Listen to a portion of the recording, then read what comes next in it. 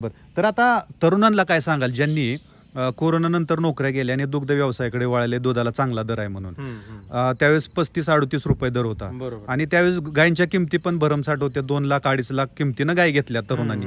तर आता हा धंदा कुठंच परवडत नाही. म्हणजे त्या दराचा जर विचार केला तर आज कुठंच हा धंदा परवडत नाही. तर ह्या खचलेल्या तरुणांना काय सांगाल तुम्ही, कसं त्यांनी मॅनेज करावं? कुठल्याही परिस्थितीत झालं तरी खचून न जाता, थोडंसं अडचणीचा काळ नक्की असतो, परंतु खचून न जाता आपण जर तसा विचार केला तर तुम्ही म्हणताय तसं 35-38 रुपये दराच्या काळात 1.5 लाख 1.25 लाखाच्या हिशोबाने ज्या गायी घेतलेल्या आहेत त्या जर आजच्या काळात बघितलं तर 70-80 हजार रुपयाला ते गायी विकल्या जातात. मग आपला निम्माच तोटा होतोय तिथे.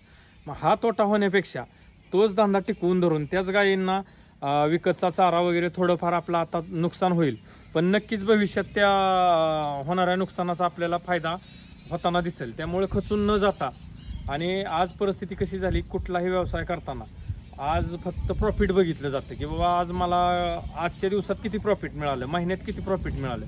पण असं न करता हा व्यवसायामध्ये तुम्ही वार्षिक प्रॉफिट धरा, आणि वार्षिक प्रॉफिटमध्ये आपण किती 2-3 महिने समजा तोट्यात गेलो तर 4 ते 5 महिने आपले नक्की नफ्यात जाणार आहेत. त्यामुळं खचून न जाता हा व्यवसाय टिकवून धरणं अतिशय गरजेचं आहे चालू परिस्थिती. बरोबर. आता भविष्यातलं काय नियोजन आहे तुमचं? भविष्यातलं नियोजन आता आमचं एवढंच राहणार आहे की आज आमच्याकडे 15-16 गायी आहेत आणि त्या गायी आपल्या ह्या टिकवून धरायच्या आणि किमान 200 लिटर दूध आपलं घालायचं, हेच आमचं आताच सध्याच तरी ध्येय आहे. परंतु आमच्या भविष्यातल्या अशा काही योजना आहेत की आमची मुलं आता सध्या शिकतात, त्यांचं शिक्षण पूर्ण झाल्यानंतर नोकरी जर त्यांना नाही लागली तर या दुधापासून स्वतःचा काय व्यवसाय तयार करता येतोय का, जसं की खवा तयार करणे किंवा पनीर तयार करणे, अशा काही छोट्या छोट्या मशिनरी आणून स्वतःच ते दूध चांगल्या क्वालिटीचं बनवून असे व्यवसाय पण आपण निवडू शकतो. जर मुलांना नोकरीची संधीच नाही मिळाली तर ह्या व्यवसायातून त्यांना महिन्याला नोकरी एवढं त्यात मिळू शकते. आता नोकरी का व्यवसाय, काय वाटतंय तुम्हाला, की काय फायदेशीर वाटतंय तुम्हाला? तरुणांनी कशाकडे लक्ष द्यावं, कसं वळावं? आताची परिस्थिती बघितली तर नोकरी ही शहरात नोकरी करणं तर शक्य नाही, कारण शहरात राहायचं म्हणलं तर कमीत कमी त्या 50,000च्या वरचा पगार पाहिजे. त्यावेळेस त्या कुटुंबाचं, मुलांचं शिक्षण सर्व व्यवस्थित चालतंय. परंतु आजची परिस्थिती बघितली तर कंपनीत 15-20 हजार रुपयात पगार असणाऱ्या नोकरी करावं लागते. मग ह्या पगारात करण्यापेक्षा व्यवसाय, कुठलाही व्यवसाय निवडा, तुम्ही प्रामाणिकपणे करा, हा व्यवसाय केलेलं चांगलं आहे. आता एक चांगल्या प्रकारचा पैसा मिळण्यासाठी किंवा पगार मिळण्यासाठी किती गायी तरुणांनी आपल्या गोट्यामध्ये असाव्यात आणि कसल्या क्वालिटीच्या गायी असाव्यात, कशा क्वालिटीच्या? जेणेकरून आपल्याला जर व्यवसाय चांगल्या पद्धतीचा आणि आपल्या आवाक्यात करायचा असेल तर मजूर न ठेवता करायचा असेल तर समजा तुम्ही कुटुंब आहे, नवरा बायकोचं कुटुंब आहे, तर त्या दोघात कमीत कमी 10 गायी ते सहज सांभाळू शकतात. आणि 10 गायी काठी जर काढलं तर दोघांचा पगार त्यांना 30 ते 35 हजार रुपये महिन्याला सहज मिळू शकतोय सगळं जाऊन. म्हणजे की तुमचं एक कुटुंब चांगलं आरामात चालू शकतंय. बरोबर. तर भविष्यामध्ये नोकरीच्या संधी फार कमी आहेत तरुणांना, आणि जिथं संधी आहे तिथं पगार कमी आहे, तर अशात त्यांनी व्यवसायाकडे वळावा असं तुमचं मत आहे? बरोबर. तर साधारण आता काय आपल्या फार्मरची काय कंडिशन आहे, म्हणजे की किती गाय आहेत आणि किती दूध जाते, आपलं संकलन किती आहे? आता माझ्याकडे 16 गायी आहेत, त्यातनं 9 गायी दूध देतात. आता 150 लिटर दूध आहे. ज्यावेळेस माझ्या 12-13 गायी चालू असते त्यावेळेस 200 लिटर पर्यंत दूध घालतो मी. बर. साधारणतः ह्या मुक्त गोठा आहे आपला, तर ह्याला किती खर्च आला, बांधणी कशी केली तुम्ही? सुरुवातीला आमचा जुना घरी गोठा होता, गायी मी तिथंच तयार केल्या, जवळजवळ 12-13 गायी माझ्या तिथंच होत्या. बर. मग त्या गायीवरतीच मी इकडं रानात गोठा आणला आणि मुक्त गोठा तयार केला. मुक्त गोठा मी 6 ते 7 लाख रुपये खर्च केला. परंतु अशा पद्धतीचा गोठा तयार केला की नंतर परत त्याला भविष्यात कधीही 10-20 वर्ष त्या गोठ्याला काही करायचा वेळ लागू नये, असा भक्कम पद्धतीचा मी मुक्त गोठा तयार केला. बर.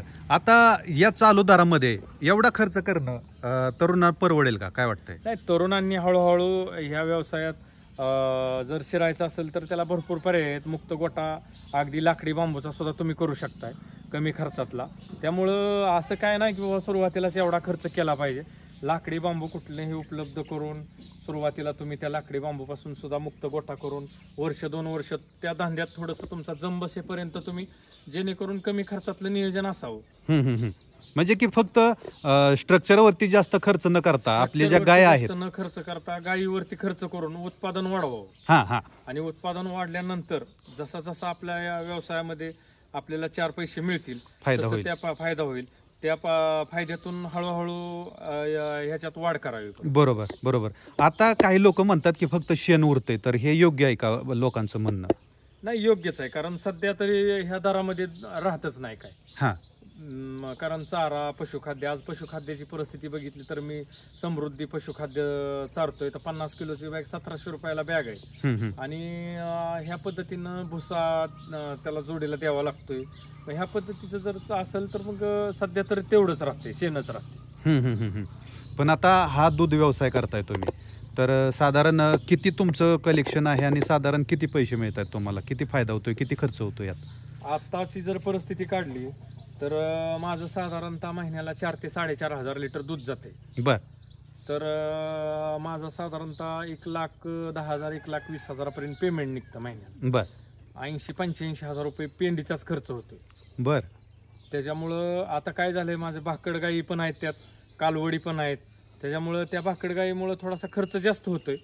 पण ज्याला जर समजा नवीन तरुणांना धंदा करायचा तर त्यांनी सुरुवातीच्या काळामध्ये दुधाच्याच गायी फक्त निवडल्या तर ज्या भाकड गायींना होणारा खर्च आहे तो अनावश्यक खर्च कमी होईल आणि तुम्हाला त्यातून नक्की 4 रुपये मिळते. बरोबर. पण निवड कुठल्या गायींची करावी, म्हणजे की दुधाच्या गायींचीच करावी का भाकड किंवा कमी दुधाच्या आपण गायी सुरुवातीला घ्याव्यात? नाही, सुरुवातीला तुम्ही कुठल्या व्यवसायात, दुधाच्या व्यवसायात पडताना सुरुवातीला नक्कीच दुधाच्या गायीचीच निवड केली पाहिजे.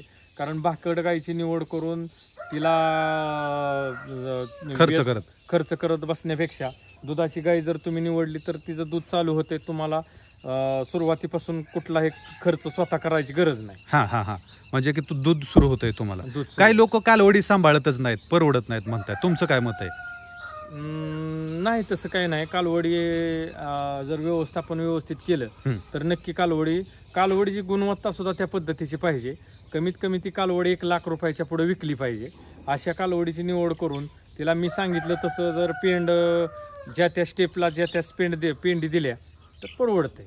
नक्कीच परवडते. बरं. म्हणजे आज हा दुग्ध व्यवसाय करताय, 16 गायी आणि कालवडी आहेत तुमच्याकडे, तर तुम्ही समाधानी आहे का या व्यवसायात? हो, समाधानी. मी तरी समाधानी आहे. कारण माझ्या या कालखंडात मी BA पर्यंत शिक्षण घेतलं, परंतु माझ्या आतापर्यंतच्या 45 वर्षाच्या आयुष्यात मी या धंद्यावरती जे नोकरीवर केलं नसतं, जे 50,000 रुपये मला पगार असता तरी जे शक्य नव्हतं, ती मी ह्या व्यवसायावरती केलेलं आहे. म्हणजे काय उलटपालट झाली या व्यवसायावर? या व्यवसायावरती मी जवळ ट्रॅक्टर घेतला, गोटा बांधला. त्यानंतर आमचं कुटुंब आतापर्यंत मुलांचे शिक्षण, कुटुंब, घर खर्च चालवणं, त्याचप्रमाणे 2 एकर क्षेत्र आमच्या राना शेजारी मी खरेदी केले. म्हणजे या व्यवसायावर? बरोबर. म्हणजे की चांगली प्रगती झाली. तुम्ही म्हणताय तसं नोकरीमध्ये एवढी प्रगती करू शकला नाही करू शकत. आणि नोकरीमध्ये जी मानसिकता असते ती वेगळी असते आणि व्यवसायातली मानसिकता मुक्त असते तुमची. बरोबर आहे. म्हणजे आजार करण्याची चिकाटीने हे पाहिजे. चिकाटी पाहिजे, तुमचं नियोजन आणि जिद्द, या गोष्टी तुम्हाला धंद्यामध्ये सफल करतात. बरोबर. तर अमोलजी, म्हणजे की तुम्ही जो काय अनमोल वेळ दिला, अनमोल जे शब्द आपल्या शेतकरी मित्रापर्यंत पोहोचवले, जे शून्यातून तुम्ही हा दूध व्यवसाय सुरू केला आणि या दूध व्यवसायातून तुम्ही जे काय प्रगती केली निश्चितच वाखाणण्यासारखे आहे. आणि आपलं जे दूध धंद्यातलं योगदान आहे त्याबद्दलची जी माहिती सखोल आपल्या शेतकरी मित्रांना दिली त्याची निश्चितच आपल्या शेतकरी मित्रांना फायदेशीर ठरेल अशा आपण आशा व्यक्त करूयात. तुम्ही दिलेल्या वेळेबद्दल, या मुलाखतीबद्दल मी तमाम शेतकरी बांधवांच्या वतीनं आणि आपल्या अष्टदीप क्रिएशन्स या यूट्यूब चॅनलच्या वतीनं मी आपले आभार व्यक्त करतो. धन्यवाद.